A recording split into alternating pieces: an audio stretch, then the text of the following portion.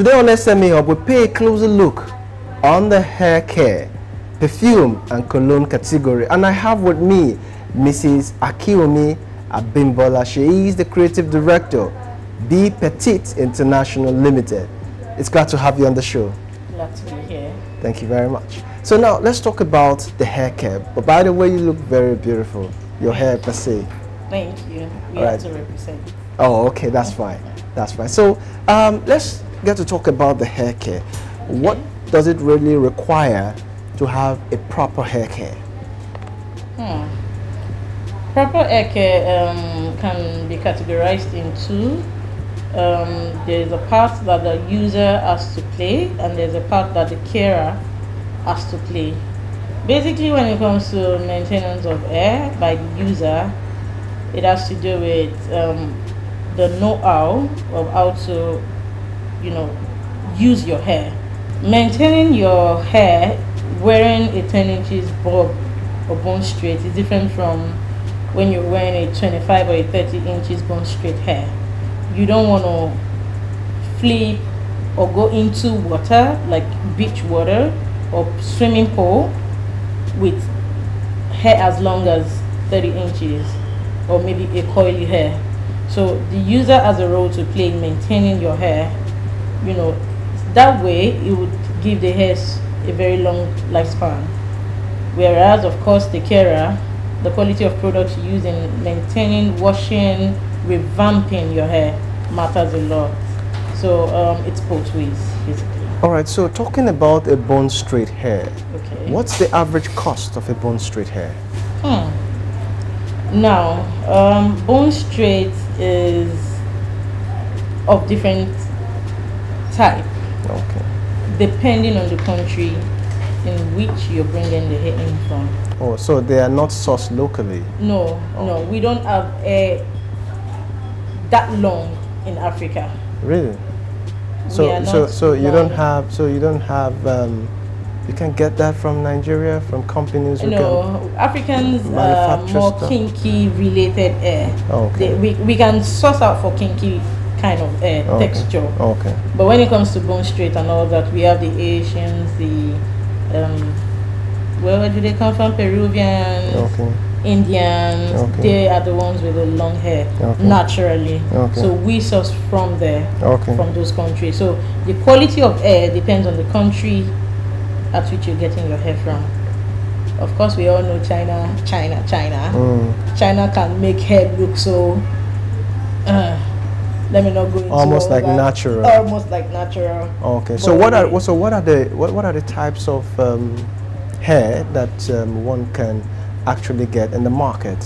In the market, a whole lot. Like what kind? And it depends on the source. Okay. The source.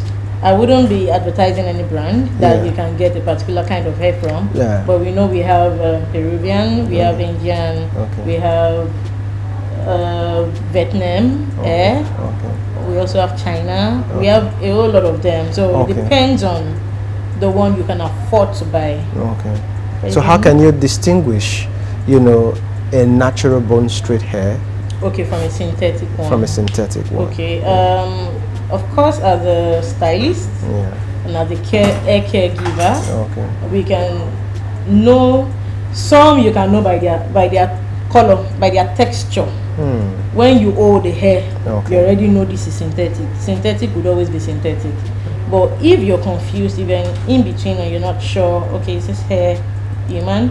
You can go ahead and test with hot comb, hot iron. Actually, hot comb can still, pass the test of heat. Okay. Okay. But hot iron, Okay. put it on it for some seconds. Let me not Okay. say some minutes. Okay. If it's get burns, then of course it might be that's like in between. Okay. If you get burns, so that means the hair texture or quality It's low. is low, very low, very thin as well.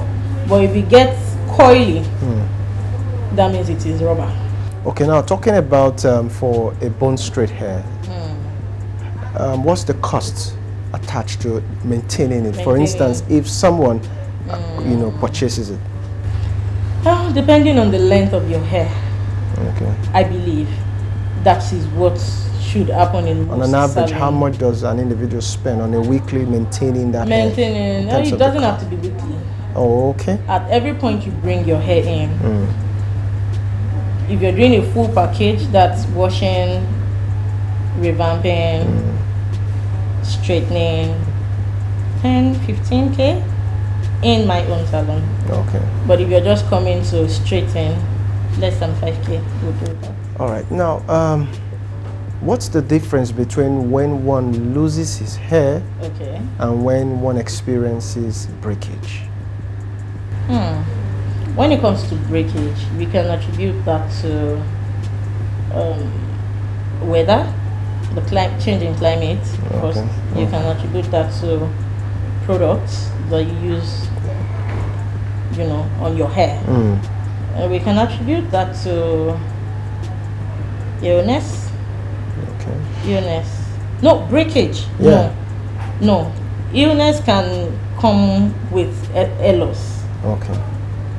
Breakage on your hair, well, climate, products on the hair, and maintenance, bad maintenance. Okay. Does it also have to do with malnutrition? I think we can attribute that to hair loss. But not breakage? Not breakage. Okay, so when one has hair loss?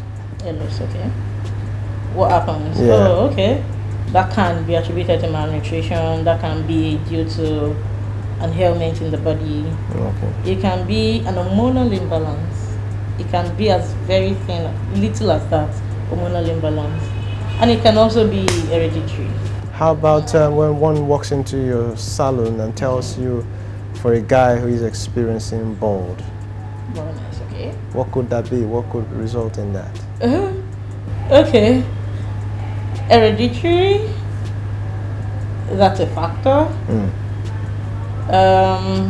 Nutrition, as we said. Sickness, ailment. Basically, everything that we just discussed about hair loss. All right. So on a weekly basis, let's look at the profitability from your own end. What's the sales like? I don't sell hair. Okay. I service. Okay. We maintain. We take care of. Okay. So what's the patronage like?